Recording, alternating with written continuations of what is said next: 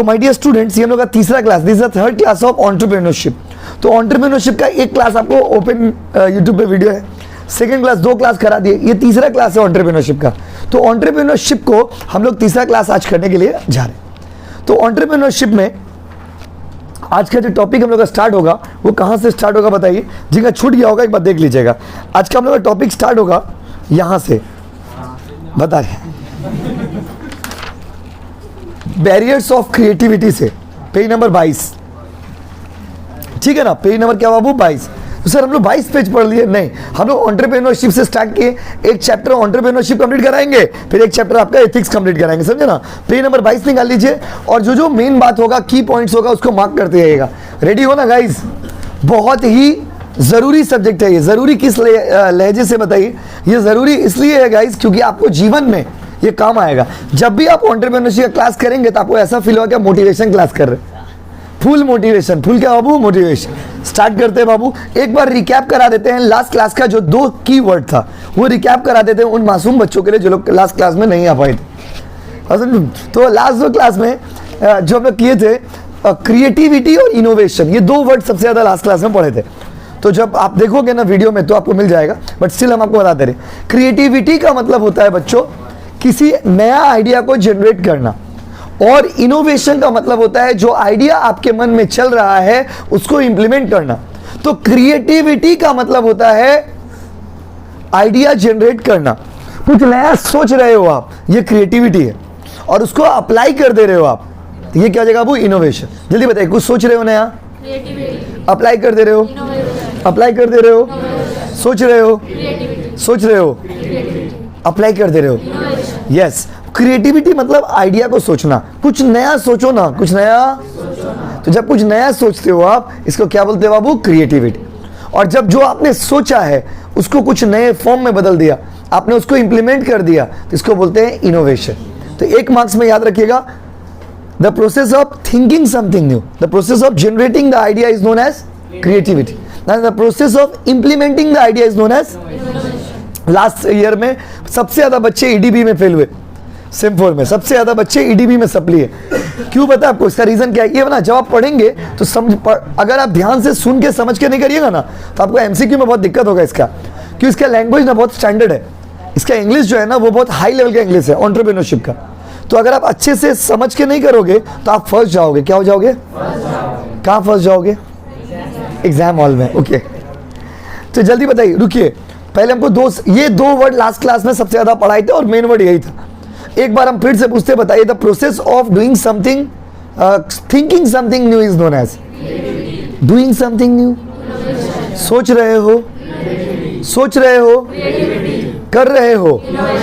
अब आज का टॉपिक यहीं से स्टार्ट होता है गाइस। आज का पेज नंबर है पेज नंबर 22। जिनके पास बुक है निकाल लीजिए, जिनके पास नहीं है शेयर कर लीजिए, दोस्त नहीं है तो दोस्त बना लो। चलो देखो, आज का टॉपिक है बैरियर्स ऑफ ऑन क्रिएटिविटी। सुनो, यहां से आज का टॉपिक, अब आपको बैकग्राउंड समझ आएगा। क्रिएटिविटी मतलब कुछ नया करना, कुछ नया सोचना। तो कुछ नया सोच आप तब तक नहीं पाते हो। Barriers of creativity, there are lots of factors that stop you to think something new.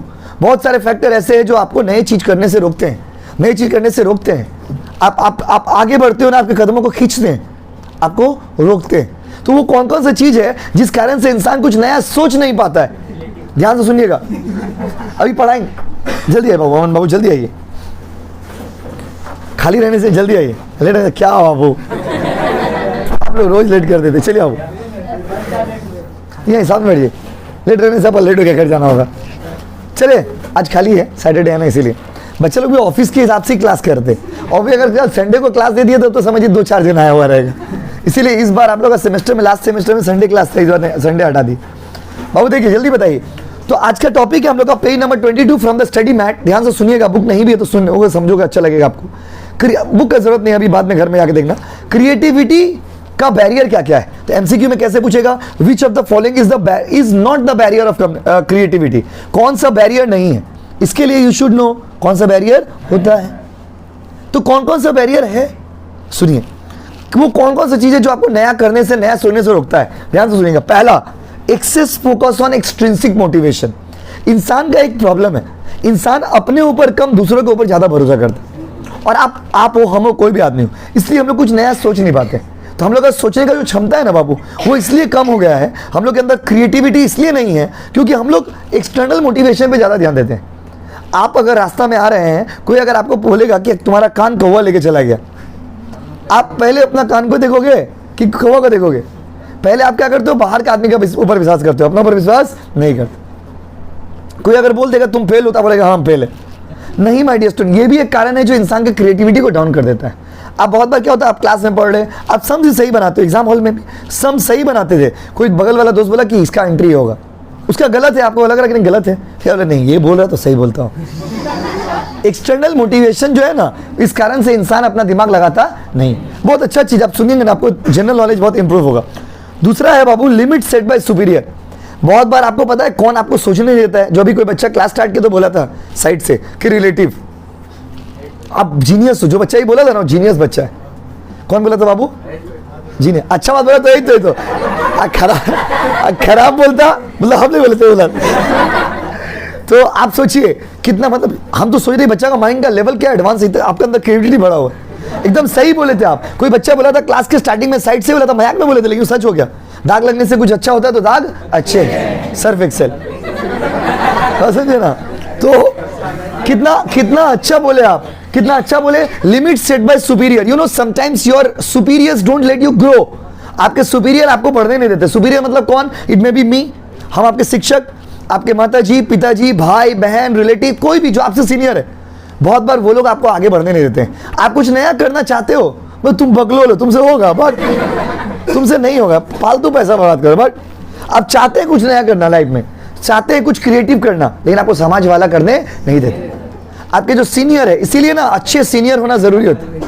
बात नहीं बाबू, अगर आपको पॉजिटिव वाइब्स देने वाले लोग होंगे, वाइब्स नहीं vibes, positive vibes, positive vibes को बहुत बेचारे पॉजिटिव वाइब्स, भैया वाइब का ही पड़ा है। अब यंग है ना बाबू, तो थोड़ा सोच समझ के बोलना पड़ता है, किस वर्ड का क्या मीनिंग ले लीजिएगा। बाहर जाके रास्ते में सब कुछ तो समझ गए, भैया वाइब्स का ही बोले, पॉजिटिव वाइब्स कहां से लाए? वाइब्स। और देखिए जिन लोगों के साथ आपको पॉजिटिव एनर्जी मिलेगा वो लोग आपको क्रिएटिव बनाते हैं। और जिन लोगों के, सुनिएगा ध्यान से प्लीज, जिन लोगों के साथ आपको आपके फ्रेंड सर्कल में कोई आपसे सीनियर है, लोग देखो जैसे सीनियर लोग क्या होते हैं, ज्यादा डिमोटिवेट कर देते। जो आपसे सीनियर है, अपने बेटा सब्जी खा के बैठा हुआ है, आपको ज्ञान दे रहा है, आपको क्या दे रहा है? ज्ञान दे रहा है, तो उसको क्या बोलिएगा? तो माय डियर स्टूडेंट, क्रिएटिविटी में बहुत बार लोग नया नहीं कर पाते हैं क्योंकि सुपीरियर जो होता है ना, वो आपको रोक देता है। सुपीरियर एक लिमिट बना देता है कि तुम्हारा दायरा इतना ही है, तुम्हारा ये बाउंड्री है। आप बहुत कुछ करना चाहते हैं, बहुत बार मम्मी पापा, बहुत बार भाई बहन, बहुत बार टीचर्स, कोई ना कोई ऐसा है जो आपके सक्सेस को, आपके क्रिएटिविटी को रोक देता है। ये भी एक बैरियर है। तीसरा, हाँ चादर बड़ा करने ही नहीं दे रहा। कैसे बड़ा करना, हरकत भी तो ठीक रखना होगा। अगला पॉइंट भाई, क्रिटिकल इवैल्यूएशन। अगला पॉइंट देखिए, क्रिटिकल इवैल्यूएशन। देखिए सर, अगला पॉइंट में चलते हैं। क्रिटिकल इवैल्यूएशन का मतलब क्या? देखिए, क्रिटिकल इवैल्यूएशन का मतलब होता है माय डियर स्टूडेंट्स कि लोग जब किसी चीज के बारे में सोचना स्टार्ट करते हैं, इवैल्यूएट करना स्टार्ट करते हैं, तो लोग पॉजिटिव नेगेटिव दोनों को चेक करते हैं। लेकिन इंसान का प्रॉब्लम ये होता है कि वो नया इसलिए नहीं कर पाता कि वो नेगेटिव पे ज्यादा फोकस कर देता है। वो नेगेटिव पे ज्यादा फोकस करता है। आप नेगेटिव को मत देखिए, आप पॉजिटिव को देखिए, तब आपके अंदर क्रिएटिविटी आएगा। क्रिएटिविटी मतलब कुछ नया सोच पाओगे, कुछ नया करने का आदत रहेगा। ये तब होगा जब आपके अंदर क्या होगा? Critical evaluation. तो क्रिटिकल इवैल्यूएशन भी एक प्रॉब्लम है। We always focus on critics. जैसे बात समझिए, आपको हम बोले कि आप सुंदर है, आप अच्छे हैं, आप ब्रिलियंट है, आप जीनियस है, आप बहुत अच्छा, आपका व्यवहार अच्छा है, ये सब बात आपको हिट नहीं करेगा। हाँ ठीक है, हम है तो है। वही आप बोले आप घटिया है, और रास्ता पर ना आप यही सोचते हैं हमको घटिया का बोले। नहीं, घटिया तो बोलना सही नहीं, आप तो गलत वर्ड बोलते हैं मेरे लिए। सर क्यों बोले आप हमको? तो ये आप रास्ते में सोचते हैं सर हमको घटिया क्यों बोले। तो सवाल को आप समझिए प्लीज। आदमी ना क्रिटिक्स पे, मतलब जो क्रिटिसाइज करने वाले लोग होते हैं, उन पे हम लोग ज्यादा फोकस कर देते हैं। इस कारण से हम लोग कुछ नया नहीं सोच पाते हैं, और सोचेंगे ही नहीं तो करेंगे कहां से? और वो हाथ हटा लेते हैं ना कंधा से, तो अच्छा लगता है आदमी, फिर समाज आपको गलत समझने लगे। अगला पॉइंट आइए, अलग तरह से बैठे थे आप, चादर बढ़ाते बढ़ाते बड़े चादरें लेके आ गए। अब आइए, अगला है क्लोज कंट्रोलिंग। बात समझे? Close controlling supervision. सुनिए कि कोई भी वर्कर को आप सुपरवाइज करें, मतलब देख रहे, उसके एक्टिविटीज को नोटिस कर रहे, लेकिन एक लिमिट तक नोटिस करिएगा ना तो वर्कर को काम करने में अच्छा लगेगा। आपके पास एक जूनियर स्टाफ काम कर रहा है, उसको आप कुछ नया करने नहीं दे रहे, हर एक एक्टिविटी पे उसका आप नोटिस कर रहे हैं, हर एक हरकत पे आप नोटिस कर रहे हैं। देखिए वर्कर का पीछे हाथ धो के पड़ जाइएगा तो वर्कर काम सही से नहीं करेगा। मतलब बात समझ रहे ना, आप वर्कर को सुपरवाइज करिए, आप वर्कर को गाइड करिए, बट पगला का तरह उसका पीछे मत पड़ा रहिए। बात समझ रहे ना, जैसे मासी कोचिंग साफ करने आती है, अब हम मासी का पीछे पड़ गए मतलब गलत मत समझिएगा, पीछे बताने देखिए आप हर बात पे आपको मेंशन करना पड़ रहा, क्योंकि सब यंग बच्चे लोग हैं, इतना शरीफ बच्चे लोग हैं। पीछे पड़ गए मतलब क्या, मासी को बोले इधर साफ करिए, ई कोना में गंदा रह गया, उधर धूला रह गया, उधर गर्दा रह गया, ये पंखा साफ करो, ये साफ करो, वो साफ करो। She will not work with me, कभी वो काम नहीं करेंगे। बोले नहीं भाई आपका कंपनी में काम नहीं करेंगे, हम जाइए। ऐसे कोई आदमी काम नहीं करना चाहेगा। बात समझिए, आप सामने वाला को कोऑपरेट करिए, आप उसकी एक्टिविटीज को देखिए लेकिन उसको बोलिए मत, हर चीज बोला नहीं जाता है। तो क्रिएटिविटी बहुत बार इंसान का इसलिए नहीं हो पाता है, आदमी नया इसलिए नहीं कर पाता है क्योंकि आप उसको खुल के काम करने ही नहीं दे रहे। आप उसको अगर ओपनली अपना दिमाग से काम करने दीजिएगा, आप ही सोचो ना, आप ट्यूशन आए, आपको पिताजी बोले कि हर एक चीज तुमको रिपोर्ट करना होगा। ट्यूशन के अंदर पहुंच गए, हमको रिपोर्ट करो, ट्यूशन के अंदर बैठ गए, हमको रिपोर्ट करो, क्या पढ़ाए हो रहा हमको रिपोर्ट करो, कौन सा पेज पढ़ाए और हमको रिपोर्ट करो, क्या लिखे हो हमको रिपोर्ट करो, क्यों ट्यूशन से घर आके रिपोर्ट करो, घर कॉपी खोल के दिखाओ, बैग खोल के दिखाओ, बोले हम पढ़ाई नहीं करेंगे। क्यों? क्योंकि सुपरविजन इतना ज़्यादा होगा ना, आपका दिमाग काम ही नहीं करे। इसीलिए इंसान को क्रिएटिविटी अगर आप बढ़ाना चाहते हैं तो आपको सुपरविजन को क्या करना होगा, थोड़ा कम। अगला है बाबू, competition in win loss situation. बात समझे ना, लोग जीत हार के बारे में बहुत ज़्यादा सोचते हैं, इस कारण से क्रिएटिविटी नहीं हो पाता। जब भी आप कोई चीज़ करते हो ना तो सिर्फ आप काम करने के बारे में सोचो। जैसे अभी हम लोग पढ़ रहे, अभी मार्क्स के बारे में सोच के नहीं पढ़ रहे तो हम लोग बेसी पढ़ पा रहे, लेकिन जब आप सिर्फ पास फेल के बारे में सोचोगे तो आपको पढ़ने में उतना मजा नहीं आएगा। बात समझ रहे हैं? तो क्रिएटिविटी रुक जाता है जब इंसान सिर्फ और सिर्फ कंपटीशन पे फोकस करता है। Competition is good but too much competition is not good, याद रखिएगा। अगला है कंट्रोल ऑफ डिसीजन मेकिंग। अगर आपका कंट्रोल किसी और के हाथ में है, अगर आपका डिसीजन लेने का एबिलिटी नहीं, वर्कर को फ्रीडम ही नहीं दिए, तो वर्कर को अगर आप फ्रीडम नहीं देंगे तो सोचेगा कैसे। तो क्रिएटिविटी को बढ़ाना है तो आज़ादी कर देना होगा, वर्कर को आज़ाद कर दीजिए कि भाई आपको जो सही लग रहा करिए। हम लोग जिससे बुक बनवाते हैं वो लोगों को क्या क्या हम लोग छोड़ दिए, बोले कि आप लोग अपने हिसाब से जैसे अच्छा होता करिए, वो लोग अपना तरफ से बेस्ट करते हैं। इसी देख रहे हर टाइम, पहले सेम 2 का बुक अलग था, सेम 3 का बुक अलग डिजाइन का है, सेम 4 का बुक में इतना क्रिएटिविटी कर दिया। क्यों क्रिएटिविटी क्यों हुआ बताइए, एकदम यूनिक कर दिया। प्रोफेशनल कोर्सेज के जैसे स्टडी मैट होते हैं, अब देखिए हम लोग का स्टडी मैट बिल्कुल उसी तरह का बना दिया। जितना हम लोग का स्टडी मैट है पूरा प्रोफेशनल कोर्सेज जो लोग करते होंगे आप देखेंगे इसी स्टाइल का स्टडी मैट होता है, बिल्कुल उसी गेटअप का स्टडी मैट बना दिया बीकॉम वाले स्टडी मैट को। क्यों बोले, तो अगर हम उसको बार बार नॉक करते दादा ये नहीं करिए वो करिए, ये नहीं करिए वो नहीं करते, तो नहीं कर पाता। उसको हम क्या बोले, आप अपना मन से करिए जो आपको अच्छा लग रहा है, लेकिन अच्छा लगना चाहिए। तो किया, हमको दिखा दिया कि अच्छा है, बोला अच्छा भेज दीजिए, बना दिए। तो ये क्या होता है, क्रिएटिविटी तभी बढ़ेगा जब आप सामने वाला को डिसीजन लेने का ऑप्शन देंगे। आपको मम्मी पापा बोले कि तुमको पढ़ाई करो तो अपना मन से करो, लेकिन कुछ गलत मत करना। तो आप क्या है, अपना बेस्ट करोगे, अपने तरफ से अच्छा करोगे, कोशिश करोगे हमेशा कुछ अलग करे, ऐसा करे जो माता पिताजी का नाम ऊपर। कि क्या हुआ, क्रिएटिविटी तभी होता है ना जब आप सामने वाला को डिसीजन मेकिंग देते हो। अगर आप डिसीजन नहीं लेने दीजिएगा, ये तो वही बात हो गया, आप मम्मी से आकर के पूछे कि मम्मी या पापा से, पापा हम निको पार्क जाए, पापा बोले निको पार्क जाओगे, अच्छा ठीक है तुम्हारा मन है तो जाओ। तो आप खड़ा है फिर से बोले कि पैसा मिलेगा, तो आप बोले 20 रुपये ले लो। तो आई बात हो गया, 20 रुपये आप निको पार्क जाना, क्रिएटिविटी को स्टॉप करना बराबर ही चीज़ है। 20 रुपये हाथ में धरा के बोले निको पार्क जाइए। अब वर्कर को बोले तुम्हारा कंपनी है लेकिन कुछ करने नहीं दे रहे, तो ऐसा तो कोई कुछ होगा। आप कोई कंपनी में जाएंगे, मालिक आपको बोला कि पूरा कंपनी तुम्हारा ही, तुमको जो करना है करो, उसके जैसे कुछ करे टोक दे रहे, क्या कर रहे हो, क्या कर रहे हो, क्या कर रहे हो। तो ये तो गलत है ना बाबू। तो क्रिएटिविटी को बढ़ाना है तो आज़ादी देना होगा, वर्कर को डिसीजन लेने देना होगा। अगला है कंट्रोल ऑफ इंफॉर्मेशन। अगर आपका इंफॉर्मेशन कोई और कंट्रोल करता है तो उस केस में क्रिएटिविटी नहीं होगा। ये कैसे, जैसे आप लोग की उम्र में ऐसा होता है कि आपका, अगर मान लीजिए आप लोग में किसी बच्चों का, जो लोग मान लीजिए अपना लाइफ में इंगेज्ड हो, इंगेज इन द सेंस किसी के प्यार में पड़ गए हो, तो आप लोग देखोगे आपका लाइफ क्या हो गया ना, controlled by others. Control by other में ट्यूशन पहुंच गया, बाबू ट्यूशन पहुंच गए, बाबू ट्यूशन का गली में है, बाबू ट्यूशन का गेट खोल रहा, अच्छा आज कम बच्चा आया ट्यूशन में, सैटरडे है ना बाबू इसलिए, अच्छा आज पेज नंबर 22 पढ़ रहे बाबू। तो आप तो कुछ नया कर ही नहीं रहे, आप तो पूरा बाबू का रिपोर्टर हो गए। बाबू रिपोर्टर, कौन रिपोर्टर, बाबू रिपोर्टर। ऐसे में तो क्रिएटिविटी कैसे आएगा बताइए, कुछ नया कैसे करेंगे, कुछ नया करना है। अगर कुछ नया करना चाहते हो तो इंफॉर्मेशन का कंट्रोल अपने पास रखो, अपने पास इंफॉर्मेशन होगा तब ना कुछ नया कर पाएंगे। सारा इंफॉर्मेशन किसी और को दे रहे, तो आप नया कहाँ से करेंगे, कुछ सोच कहाँ पा रहे हैं? आप तो according to that person perform कर रहे हैं, उस व्यक्ति के हिसाब से आप परफॉर्म कर रहे हो। तो अच्छा परफॉर्मेंस करना है, क्रिएटिविटी को बढ़ाना है, तो इन्फॉर्मेशन को अपना पास रखना हो। समझे बाबू? अगला पॉइंट है ब्लाइंडली फॉलोइंग द रूल्स। नियम को मानते हैं, अच्छा बात है, आंख बंद करके मानते हैं, गलत बात है। Following blindly rules, sometimes you have to change the rules if needed.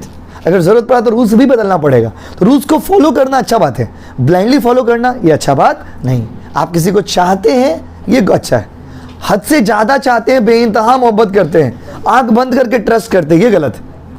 समझ रहे? Blindly following rules are not good, because ये आपका क्रिएटिविटी को खत्म कर देता है। आंख बंद करके नियम को फॉलो कर रहे हैं। मानिए जहां आपको लगे कि ये नियम गलत है, वहां पे बोलिए सामने वाला को कि नहीं ये बात गलत है, ये हम नहीं फॉलो कर सकते, sorry, don't mind. Constantly being practical, creative. देखो बहुत ज़्यादा प्रैक्टिकल होना भी ठीक नहीं, बहुत ज़्यादा प्रैक्टिकल हो जाएंगे तो कुछ सोचेंगे ही नहीं, हर चीज़ में रियलिटी खोजेंगे, हर चीज़ में रियलिटी नहीं हो सकता, कुछ कुछ चीज़ थियोरेटिकल भी होता है। अगला है बिकमिंग ओवरली स्पेशलाइज। बहुत ज़्यादा स्पेशलाइज होने से भी आदमी का क्रिएटिविटी खत्म हो जाता है। जैसे आप एक ही चीज़ पढ़ते रह गए पूरा 4 महीना 6 महीना में, आप सिर्फ कॉस्ट ही पढ़ रहे हैं, खाली कॉस्ट ही पढ़े, कॉस्ट का स्पेशलिस्ट हो गए। अचानक से देखे 3 एग्जाम, टैक्स एग्जाम हुआ, अकाउंट्स एग्जाम हुआ, क्या नाम है, इकोनॉमिक्स का एग्जाम हुआ, उसके बाद गवर्नमेंट अनाउंस किया कि एबारे भोट आचे, इलेक्शन आचे, कुछ किचु आचे, यही परीक्षा हो ना, कॉस्ट के परीक्षा। अब बताइए आप कहाँ जाएंगे? इसीलिए over specialization is not good. आपको बताते हैं इसका बेस्ट एग्जांपल आपको देते हैं कि रियलिटी, जो एग्जांपल दिया ना मयंक में, ये रियलिटी ना, आप लोग अभी कौन से सेमेस्टर में हो? 4 में हो, इसके बाद वाला सेमेस्टर हम लोग का 6। जो बच्चे लोग अभी 6 में है ना, वो लोग जब 12 में था तो ऐसे ही हुआ था, उसी समय कोविड आया था, समझे ना। तो कोविड आया था तो कुछ बच्चे ऐसे थे ना, हम लोग के अपने स्टूडेंट में भी, जो लोग ना BSTD, हम तो सारा सब्जेक्ट की पढ़ाते हैं हिंदी इंग्लिश छोड़ के, तो वो लोग क्या करते थे, आपका BSTD पे उतना ध्यान नहीं देते थे, दिन भर अकाउंट्स ही बनाते रहता था, दिन भर अकाउंट, मार अकाउंट्स, गिना दिया एकदम, खाली अकाउंट्स बना रहा। अभी क्या हुआ पता है, कोविड ना उस समय स्टार्ट ही हुआ था, तो हिंदी का एग्जाम हुआ, हिंदी पर उतना ध्यान नहीं दिया था, इंग्लिश का एग्जाम हुआ, इंग्लिश पर उतना ध्यान नहीं दिया था, BSTD का एग्जाम हुआ, BSTD पर उतना ध्यान नहीं दिया था, उसके बाद एग्जाम ही नहीं हुआ। उसके बाद अचानक से, आपको अगर याद आ रहा होगा, आप लोग भी उस समय 9 या 10 में थे, 11 में थे, आप लोग भी तो पीछे थे आप लोग भी तो थे, आप लोग तो बेस्ट एग्जाम्पल, तो आप लोग 11 में थे ना, तो आप लोग के लिए उसका उतना इंपॉर्टेंस नहीं था, वो लोग के लिए इंपॉर्टेंस था। अब वो लोग का जब मार्किंग, बंगाल बोर्ड रूल निकाला, बंगाल बोर्ड रूल दिया कि भाई लोग का मार्किंग कैसे करे, तो ये लोग का रूल मार्किंग ऐसे होगा कि वो लोग का जिस सब्जेक्ट, जिस तीनों में से जिस सब्जेक्ट में हाईएस्ट है, क्योंकि लोएस्ट वाला लेगा तो आदमी गुस्सा हो जाएगा, प्रोटेस्ट कर जाएगा। देखो आपको अगर कम मार्क्स देंगे तो आप गुस्सा हो जाओगे, नहीं ज़्यादा देंगे तो आप ठीक है दे दीजिए, अब मन है तो।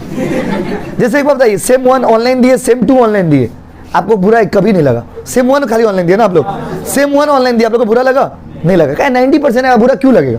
हाँ 40% आता तो बुरा लगता, सब गाली देना शुरू कर देता। 90% है, किसी को बुरा और दीजिए ना ऑनलाइन एग्जाम, क्या प्रॉब्लम, लेते रहिए। लेकिन ये अगर कम मार्क्स देता तो आप गुस्सा हो जाता, बस समझे ना। लेकिन देखिए सेम 2 सेम 3 आप ऑफलाइन दे रहे। अब उन लोग के साथ क्या हुआ, उस सब्जेक्ट को कुछ बच्चे लोग खाली अकाउंट्स और कॉस्ट टैक्स बहुत पढ़ा था ना, अकाउंट्स का एग्जाम हुआ तो कॉस्ट टैक्स का एग्जाम। जो बच्चा BSTD अच्छा से पढ़ा था वो बेटा गेनर हो गया। BSTD में मान लीजिए किसी का 97 आया तो उसका परसेंटेज कैसे बन रहा, जितना रिमेनिंग सब्जेक्ट है सब में 97, तो बेस्ट ऑफ 4 में उसका 97 पहुंच गया। अब ये बड़ा कॉलेज में चला गया, बस समझ रहे ना। इसीलिए over specialization is not good. Over specialization से आप कुछ नया नहीं, वो जीवन भर अकाउंट्स ही बनाते रहेंगे, कुछ नया सोचा ही नहीं। देखिए हम लोग वीक में क्या कर रहे हैं, 6 दिन 6 क्लास करे, अलग अलग सब्जेक्ट पढ़ रहे, क्या हो रहा, अकाउंट्स भी पढ़ रहे, कॉस्ट भी पढ़ रहे, टैक्स भी पढ़ रहे, एंटरप्रेन्योरशिप पढ़ रहे, इकोनॉमिक्स भी पढ़ रहे। तो एक फ्लो है हर सब्जेक्ट का। अगर आप खाली कॉस्ट करते रह जाइएगा, आपका माइंड का क्रिएटिविटी स्टॉप हो जाएगा। आप खाली कॉस्टिंग ही बनाते रहे, दिमाग में कॉस्टिंग ही जसोए रहोगे, दिमाग में आएगा marginal costing, CVP analysis, PV ratio, contribution by sales into 100। ये क्या है, over specialization is not good, क्योंकि ओवर स्पेशलाइजेशन आपको मार्केट से बाहर फेंक सकता है। अगला है बिकमिंग फियरिंग लुकिंग फुलिश। क्या इंग्लिश है बाबा, fearing looking foolish. There are many people who can't think new, why, because they fear कि people will think them fool. बहुत सारे लोग इसलिए सोच नहीं पाते हैं क्योंकि उनको लगता है लोग हमको फूल समझेंगे। क्या समझेंगे, फूल। क्या बाबू, फूल। फूल मतलब मूर्ख, बेवकूफ। क्या समझेंगे, मूर्ख और बेवकूफ। बहुत बार आप लोग भी, बहुत सारे बच्चे नया सोचते होंगे बट किसी से शेयर नहीं करते होंगे, इस डर से शेयर नहीं करते हैं कि शायद पूरा समाज हमको हेबला समझेगा। क्या समझेगा, ये लोग कोलकाता में, लोग पार्क सर्कस के एरिया में, लोग ट्यूशन है इस एरिया में, तो हम लोग का भाषा इधर ही का ऐसे ही, असल में हम लोग क्या समझेगा बाबू, हेबला। क्या समझेगा, हेबला। हम लोग को डायरेक्ट स्ट्रेट फॉरवर्ड हेबला समझेगा आदमी। अगर आप इस तरह से करते हो तो अगर मान लीजिए कुछ, आप बहुत सारा आइडिया आपके माइंड में आता है, even you fear to share with your mom and dad, कि मम्मी पापा तो और बड़ा हेबला समझेंगे, ऑलरेडी आधा हेबला समझते हैं, बस समझ रहे ना, ऑलरेडी देखिए हम आपको ट्यूशन पढ़ा रहे, तो आप लोग के नज़र में थोड़ा बहुत तो इज्जत है ही, बस में, लेकिन घर में कोई इज्जत नहीं, माता पिता का नज़र में कोई इज्जत नहीं, क्या है उन लोग के नज़र में हम लोग भी क्या है, हेबला ही है, क्या है, कोई क्रिएटिविटी नहीं है, कुछ नया बोलेंगे तो 10 बार कन्विंस करना पड़ेगा घर में, तब जाके लगेगा हाँ ये नया है, ये सही आइडिया है, बस समझे ना। तो नया करने के आदमी को डर लगता है कहीं समाज मजाक उड़ा दिया तो ये भी एक डर है जिस कारण से आप नया नहीं कर पाते हो। उसके बाद fearing mistakes and failure, you fear from the mistakes, आपको डर लगता है कहीं गलती ना हो जाए, गलती तो होगा ही, और आपको डर लगता है कहीं आप फेल ना हो जाए। तो देखो फेल से डरोगे तो फिर आगे नहीं बढ़ोगे, फेल से डरोगे तो आगे नहीं बढ़ोगे। तो अगर आप कुछ नया करना चाहते हैं तो इन सब चीज़ों को रिमूव करिए अपने अंदर से, तभी जाकर के आपके अंदर क्रिएटिविटी आएगा। आई होप आप समझ गए होंगे। अब इसको याद करने का नहीं है, सारा पॉइंट पढ़ा दिए, एक बार रफली रीडिंग मार के चले गए, बस हो गया एग्जाम देने के लिए। थ्योरी पेपर्स तो ऐसे क्लास में ही कंप्लीट हो जाएगा हम लोग का। अच्छा अब आते हैं इनोवेशन। इनोवेशन उस दिन पढ़ाए थे, एक बार फिर से देखिए क्या लिखा, innovation is the implementation of new idea. ये लाइन को अंडरलाइन कर लीजिए। इनोवेशन का मतलब होता है नया आइडिया को इंप्लीमेंट करना। नया आइडिया को इंप्लीमेंट करना मतलब जब सोचते हो तो ये क्रिएटिविटी है, और जब अप्लाई कर देते हो तो ये क्या है, इनोवेशन। सोचते हो, बोलो ना, सोचते हो, अप्लाई कर दिए, अप्लाई कर दिए, सोचते हो, अप्लाई कर दिए, क्या बात है, क्या बात है, क्या बात है। उसके बाद देखिए इसका कुछ इंपॉर्टेंट पॉइंट्स दिया हुआ, बोल्ड करके देखिए। Process, innovation is the process, international नहीं होगा, इंटेंशनल होगा, स्पेलिंग ठीक कर लीजिएगा। इंटेंशनल मतलब सोच समझ के करिएगा भाई। चेंजेस, जब आप इनोवेशन करेंगे तो उसमें चेंजेस आएगा, इनोवेशन में चेंजेस नहीं आएगा, कुछ अलग कर रहे हो। आपको उस दिन एग्जांपल पहला क्लास पढ़ा था, MBA चाय वाला का एग्जांपल दिए थे, आपको हुक्का बार का एग्जांपल दिए थे, आइसक्रीम पार्लर का एग्जांपल दिए थे। जो लोग आए थे उनको याद होगा। ये आइसक्रीम पार्लर, ये हुक्का बार, ये सब क्या है, कुछ नया है, कुछ नया है ना। आइसक्रीम तो पहले भी खाते थे भाई, आइसक्रीम पहले नहीं खाते थे आदमी, रास्ते से जा रहा था आइसक्रीम खा रहा था, खाते थे ना, पहले भी तो आइसक्रीम खाते थे। लेकिन अभी क्या हो गया, आप आइसक्रीम खाने जाएंगे एकदम, जैसे हम लोग ट्यूशन का भी रूम का इन्वायरमेंट है पूरा एकदम ठंडा, एकदम 16 डिग्री सेल्सियस, उससे भी डाउन। आइसक्रीम पार्लर में जाइएगा एकदम ठंडा रहेगा, एकदम ठंडा रहेगा, बस है ना, एकदम ठंडा। उसके बाद आप 50 का आइसक्रीम 150 रुपये में लीजिएगा, आधा आइसक्रीम उनको दीजिएगा, आधा आइसक्रीम आप खाइएगा। आप उनका निगाहों में, वो आपकी निगाहों में। और क्या चाहिए जीवन में, क्या है जीवन में, और कुछ बचा है बताइए। और आपको लगेगा जीवन में यही हम लोग का लाइफ का अल्टीमेट डेस्टिनेशन है। ये क्या हो गया बताइए, खत्म, टाटा बाय बाय। ये क्या था, innovation. Innovation is the process, बाबू सुनिए, innovation is the process, innovation is the change, innovation is a kind of change. Innovation मतलब चेंज, चेंज तो होगा बाबू, चेंज तो। वैल्यू, कुछ वैल्यू क्रिएशन होना चाहिए, कुछ यूनिक करो ना, समाज में कुछ क्रिएट करो। आप इनोवेशन करते करते कि एक तो बंदूक ही बना दी, ऐसा बंदूक बना दिया, मार पूरा पब्लिक बंदूक लेके हम लोग ऊपर एक्सपेरिमेंट, क्लास में लेके सबको एक्सपेरिमेंट कर दिया। बेटा क्लास में अकेले एक तो आप बचे, हम लोग सब खत्म। ये चीज ठीक नहीं है। वैल्यू क्रिएशन होना चाहिए, कुछ यूनिक करिए। तो यूनिक करिए तो ऐसा करिए जिससे समाज को बेनिफिट हो, सोसाइटी को बेनिफिट हो आपसे। अगला है अपॉर्चुनिटी। ये लोग क्या करते हैं पता है, एंटरप्रेन्योर लोग क्या करते हैं, फ्यूचर का वैल्यू को, कल जो होने वाला है उसको आज करते हैं। जो कल होने वाला था उसको क्या करते हैं, आज। क्या बात है, क्या बात है, क्या बात है। Advantage, and they explore the opportunity and they get the advantage. तो ये नॉट सो इंपॉर्टेंट पॉइंट, खाली वो जो मीनिंग है ना इनोवेशन का, वो बहुत इंपॉर्टेंट है। जल्दी बताइए ना, हम इंग्लिश में बोल रहे, बताइए। Thinking new things, this is called creativity, and doing new things, this is called. या रट्टा मार लीजिएगा गाइस, के क्वेश्चन आता है, कुछ नया सोच रहे हो, कर दिए। ये चैप्टर थोड़ा सा बड़ा चैप्टर है, समझे ना, पहला चैप्टर है ना, बहुत बड़ा चैप्टर है। उसके बाद टाइप्स ऑफ इनोवेशन, इनोवेशन में भी कैसा कैसा नया, I want to launch new product, ये इनोवेशन हो गया। अब इसमें भी हम क्या क्या कर सकते हैं, इन्वेंशन कर सकते हैं। इन्वेंशन मतलब एकदम नया प्रोडक्ट ही निकाल दिया, एकदम नया, कोई इससे पहले ये प्रोडक्ट नहीं निकाला था, पहला प्रोडक्ट है हम निकाले, इन्वेंशन। क्या बाबू, इन्वेंशन। देखिए क्या लिखा हुआ, this is described as the creation of new product, service और process, something that has not been tried before. Ola Uber, Ola Uber क्या था बताइए, ओला उबेर इन्वेंशन ही तो था गाइस। ओला, इनोवेशन के अंदर बहुत सारा वर्ड आता है, ये ध्यान से सुनिएगा। ओला उबेर क्या था, इनोवेशन तो था ही, बट उसके साथ ये क्या था, इन्वेंशन। आप बताइए, ऐसा तो नहीं था कि हम लोग टैक्सी पहले नहीं चढ़ देते। ओला उबेर वाला क्या, इन्वेंशन, एक ऐसा चीज कर दिया ना जो हम लोग पहले कभी किए नहीं, ऐसा पहली बार हुआ है 17-18 सालों में। पहली बार ऐसा हम लोग के जीवन में, जब पहले हम लोग किसके पास जाते थे? टैक्सी के पास। अभी टैक्सी किसका पास आता है? हम लोग के पास। पहले हम लोग कहाँ जाते थे? अभी टैक्सी कहाँ आता है? हम लोग के पास। ये कौन किया? ओला, उबेर। ओला और उबेर। पहले हम लोग कहाँ जाते थे? होटल में। अभी होटल कहाँ आता है? हम लोग के पास। सही कैसा बात है? होटल आता है हम लोग के पास। जोमेटो, स्विगी, कहाँ हो? कहाँ हो? बोले ट्यूशन में।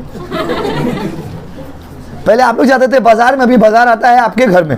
फ्लिपकार्ट, अमेजन, या नो एग्जाम्पल है तो भंडार है गाइस, खाली आप सुनते जाइए। समझ गए ना? Something that has not been tried before, एकदम अलग किया, एकदम यूनिक किया, इसको बोलेंगे इन्वेंशन। क्या लेंगे बाबू? एक्सटेंशन। एक्सटेंशन मतलब पहले दो प्रोडक्ट बेचते थे, अब एक तो और प्रोडक्ट लॉन्च कर दी। ये इन्वेंशन नहीं था, ये क्या था? एक्सटेंशन। क्या था बाबू? एक्सटेंशन। जैसे मान लीजिए हम पहले फेस वॉश बेचते थे। पहले क्या बेचते थे? Face wash. अभी क्या बेच रहे? सुना ही नहीं, देखा बोले? हैंड वॉश बेच रहे। Very good, genius. आप लोग तो क्रिएटिविटी है आपके अंदर। पहले फेस वॉश बेचते थे, अभी क्या बेच रहे? Hand wash. तो ये क्या हो गया? एक्सटेंशन। क्या हो गया बाबू? एक्सटेंशन। देखिए एक जीवन में आप चीज हमेशा याद रखेंगे, एक अच्छा रिलेशनशिप का पहचान ही यही होता है कि हेल्दी कम्युनिकेशन होना चाहिए। हेल्दी कम्युनिकेशन मतलब हम लोग दोनों का रिलेशन ऐसा होना चाहिए कि आप कुछ भी हमको बोल सके पढ़ाई से रिलेटेड, और हम आपको कुछ भी बोल सके पढ़ाई से रिलेटेड। अब मान लीजिए सिर्फ हम बोलते जा रहे हैं, आप सुन रहे हो पत्थर के सनम की तरह, बस आपको कुछ समझ नहीं आ रहा, फिर भी आप सुन रहे हैं, नहीं सब तुरंत मेरे हाँ ये तो आपने अभी बोला, हमने बोला हाँ बहुत अच्छा पॉइंट है, क्योंकि हम पहले बेचते थे फेस वॉश, अभी क्या बेचते हैं? Hand wash. एक्सटेंशन। क्या बाबू? एक्सटेंशन। गुड। मतलब जीनियस तो कमी नहीं है, बस आप लोग कला को पहचाने में तो वक्त लग गया। डुप्लीकेशन, बिना पढ़े हुए बताइए। डुप्लीकेशन मतलब क्या होगा? कॉपी। क्या हो गया? कॉपी। जैसे रामदेव बाबा किए। मार्गो साबुन का नाम सुने? मार्गो साबुन किस चीज का साबुन है? अरे ब्रो, किस चीज में यूज होता है? तो जनरली इंडिया में ऐसा सोच था लोगों का कि मार्गो साबुन वो व्यक्ति लगाएगा जिसको स्किन डिजीज होगा। लोग ऐसा उसको समझ लेते थे, भले साबुन जैसा भी हो, लोगों का माइंड में था कि नीम का साबुन है और इसका इस्तेमाल वही करेगा जो स्किन डिजीज से अफेक्टेड हो। अच्छा, सुंदर बनना है तो कौन सा साबुन लगाएंगे? लक्स। लक्स ब्यूटी सोप, सुंदरता का राज। सॉफ्ट त्वचा चाहिए तो क्या लगाएंगे? डव। क्या लगाएंगे? डव। तो ये डव। अच्छा, डव का देखा देखी, मान लीजिए पियर्स आ गया, मम्मा सॉफ्ट आता है ना, ये नो, ये क्या था बताइए? ये क्या है? एक्सटेंशन है कि डुप्लीकेशन है? डुप्लीकेशन है यार, डुप्लीकेशन ब्रो। सॉफ्ट त्वचा के लिए डव तो लगा ही रहते, अभी आप पियर्स भी लॉन्च कर दिए, तो ये क्या था? डुप्लीकेशन। डुप्लीकेशन। एक कंपनी बोल रहा है कि सॉफ्ट त्वचा, बस अगर मतलब एक कंपनी क्या बोला, डव कंपनी वाला क्या बोला कि अगर आपका त्वचा जो है वो बिहार का रोड जैसा है, ऊपर क्या बढ़े, और आपको सॉफ्ट त्वचा चाहिए, तब क्या लगाइएगा? डव।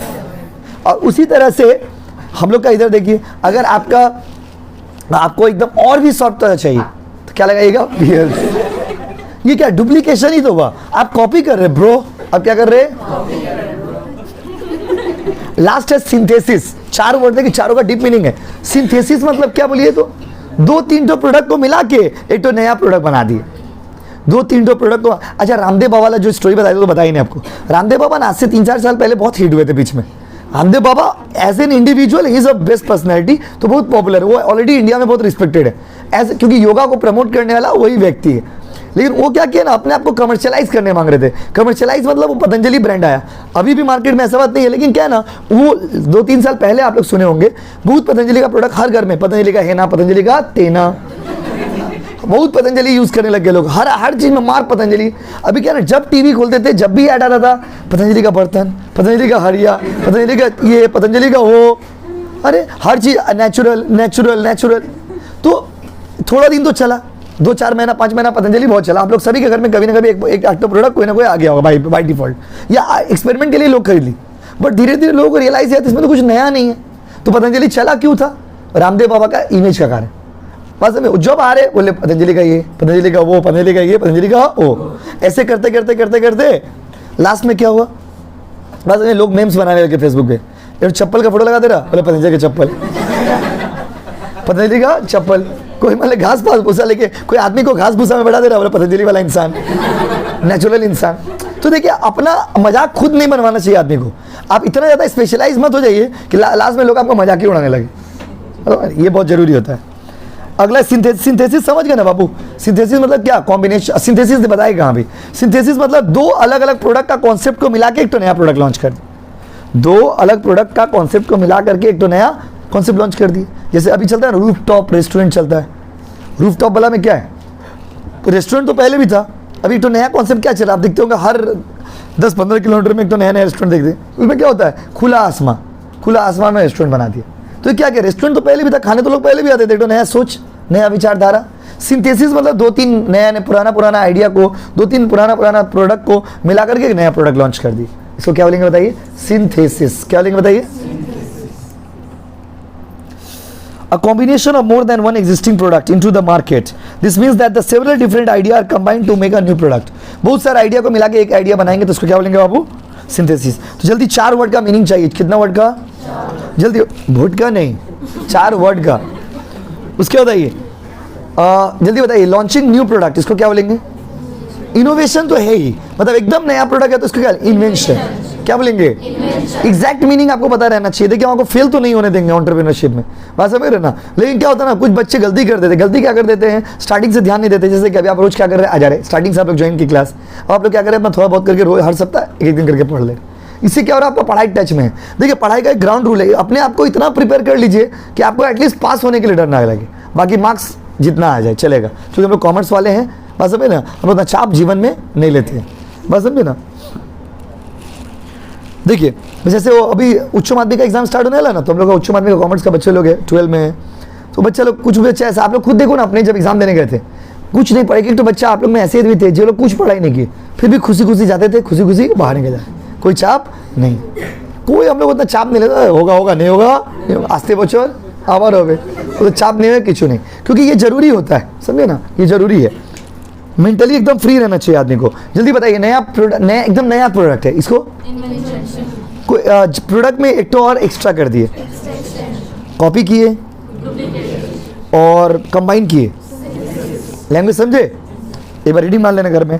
इनोवेशन प्रोसेस का स्टेप पूछेगा आपसे, तो आप ना उसका फर्स्ट स्टेप और लास्ट स्टेप आपको बता दे रहे, रट्टा मार लीजिएगा। फर्स्ट स्टेप होता है प्लानिंग, एनालिटिकल प्लानिंग, और लास्ट स्टेप होता है कमर्शियल एप्लीकेशन। इनोवेशन प्रोसेस का पहला स्टेप क्या होता है? कुछ नया चीज अगर लॉन्च करेंगे, पहला स्टेप क्या होगा? प्लानिंग, और लास्ट स्टेप क्या होगा? Commercial application. पहले आप सोचोगे, फिर रिसोर्स ऑर्गेनाइज करोगे, फिर उसको इंप्लीमेंट करोगे, और लास्ट में उसको मार्केट में लॉन्च कर दोगे। जैसे हम कोचिंग का बुक आप लोगों को बेच रहे, ये मेरा प्रोडक्ट है। अभी क्या है, पहले हम क्या किए होंगे? सोचे होंगे कैसे हमको प्रोडक्ट बनाना है, प्रोडक्ट बनाया, बना करके क्या किए? उसको, उस आइडिया को रिसोर्स अरेंज किए, प्रिंटिंग बुक ये सब, दुकानदार अलग से बातचीत किए, उसके बाद क्या किया? उसको बुक बना दिए, बनाने के बाद मार्केट में लॉन्च कर दी। तो ये क्या हो गया?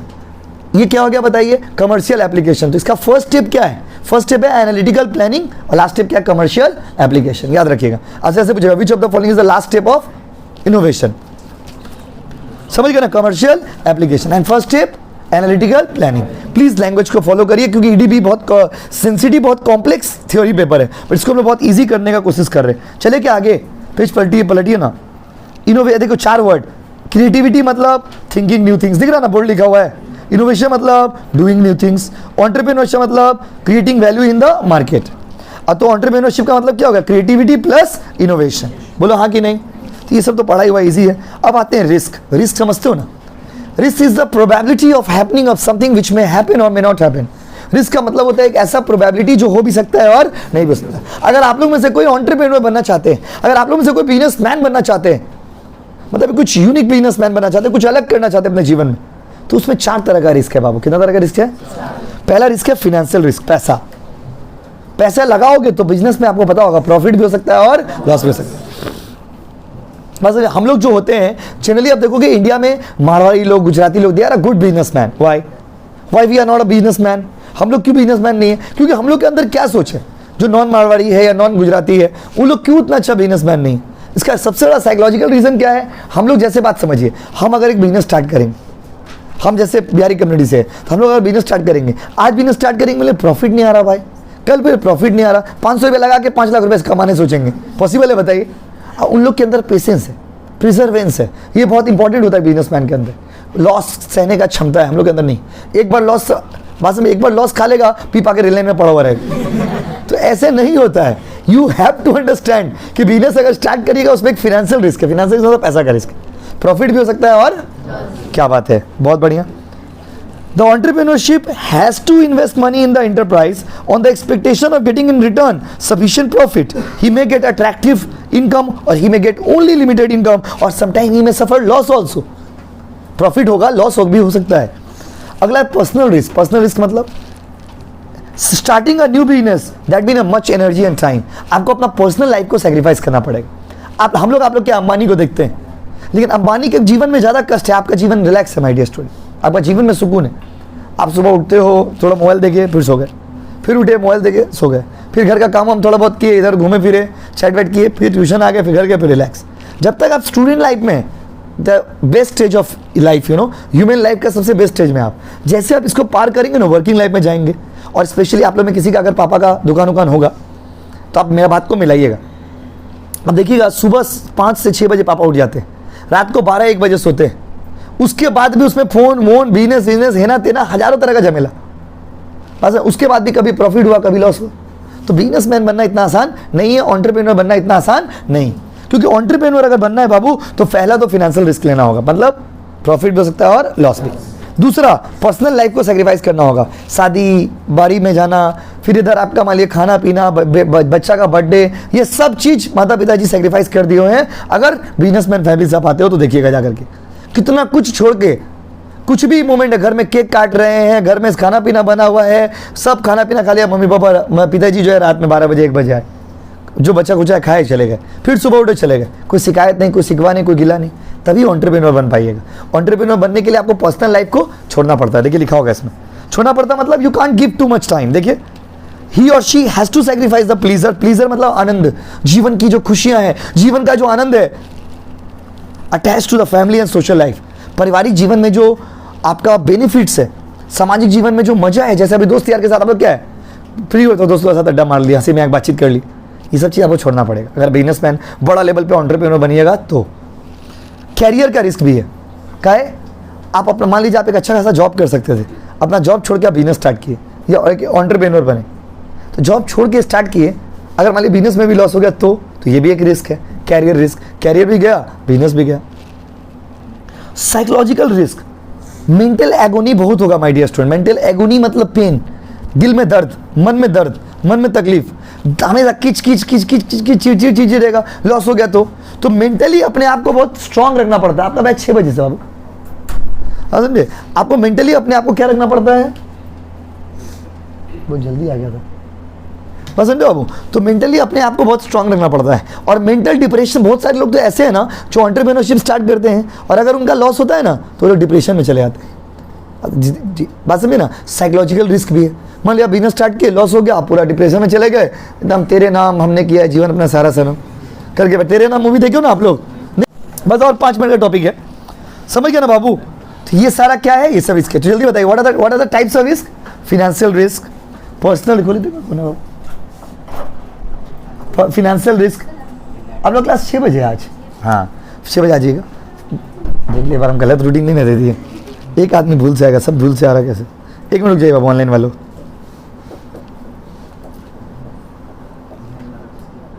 11/2023 हाँ ठीक है, 6 बजे दिया। देखिए समझो बाबू, तो क्या क्या रिस्क है बताइए। अगर आप एंटरप्रेन्योर बनेंगे उसका पॉजिटिव पार्ट पढ़ाए थे उस दिन, आज नेगेटिव पार्ट भी पढ़ा रहे। क्या क्या प्रॉब्लम हो सकता है, तो एक प्रॉब्लम हो सकता है कि आपका पैसा का प्रॉब्लम हो सकता है, एक आपका साइकोलॉजिकल प्रॉब्लम हो सकता है, पर्सनल लाइफ में आपका प्रॉब्लम हो सकता है, मेंटली आप अफेक्टेड हो सकते हो, ये सब प्रॉब्लम है। अब आते हैं last topic of the day, आज का last topic, barrier to entrepreneurship. बहुत सारे बैरियर्स है। क्या क्या बैरियर है बाबू? इन्वायरमेंट में बहुत सारा प्रॉब्लम है। इन्वायरमेंटल बैरियर मतलब आपके जो सराउंडिंग्स है वहाँ से भी एंटरप्रेन्योरशिप में बहुत सारे प्रॉब्लम है। क्या क्या प्रॉब्लम है?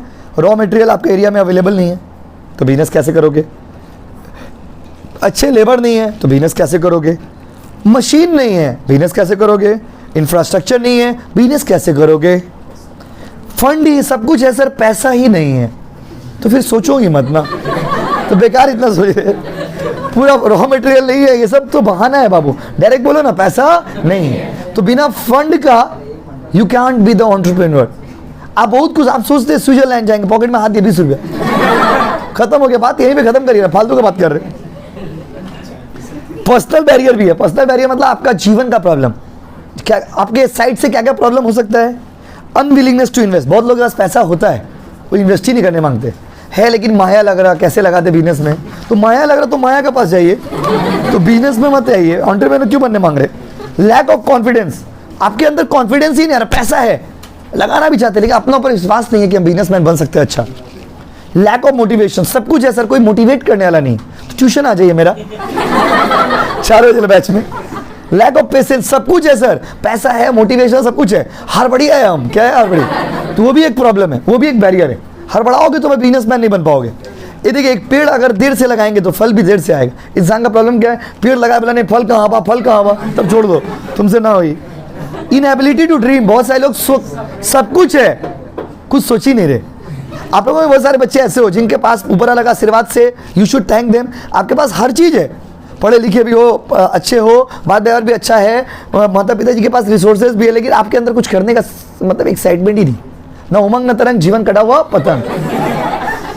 आप बस बोले जो चल रहा भाई चल रहा। ऐसे भी लोग हैं, आप एंटरप्रेन्योर नहीं बन पा रहे हो। लास्ट पॉइंट आज के लिए, सोशल बैरियर। सोशल बैरियर मतलब समाज में भी बहुत प्रॉब्लम है। समाज को ये लगता है कि बिजनेसमैन लोग एक्सप्लॉइट करते हैं, एंटरप्रेन्योर लोग एक्सप्लॉइट करते हैं मार्केट को। जैसे अंबानी आपका या हमारा कुछ बिगाड़ा है क्या। फिर भी बहुत सारे लोग ऐसे हैं समाज में जो अंबानी से नफरत करते, काहे नहीं हम अंबानी से नफरत, काहे भाई काहे, अंबानी क्या क्या बोले नहीं हम नफरत करते बस, तो बस। तो इस तरह लोगों के अंदर ऐसा लगता है ना कि जो एंटरप्रेन्योर होते हैं they are exploiting the society, but reality ऐसा नहीं। समाज बिजनेसमैन बनेंगे जो खुद बिजनेसमैन फैमिली से, आप लोग में जिनका फैमिली बैकग्राउंड बिजनेसमैन है, आपके मम्मी पापा कभी नहीं चाहेंगे कि आप बिजनेसमैन बनो। They want you to be the government employee, जाओ सरकारी नौकरी करो, वो कभी नहीं चाहेंगे कि आप बिजनेसमैन बनो। तो ये भी एक प्रॉब्लम है, समाज आगे बढ़ने नहीं देता हम लोगों को। कस्टम एंड ट्रेडिशन, परंपराओं से चलता आ रहा है। किसी के घर में लोग सरकारी नौकरी करते हैं, वो चाहेगा कि भाई सरकारी नौकरी करे, कोई बिजनेस करने दरकार नहीं। तो ये सब प्रॉब्लम है जिस कारण से एंटरप्रेन्योर लोग ग्रो नहीं कर पाते। Thank you so much everyone, फिर मिलेंगे परसों।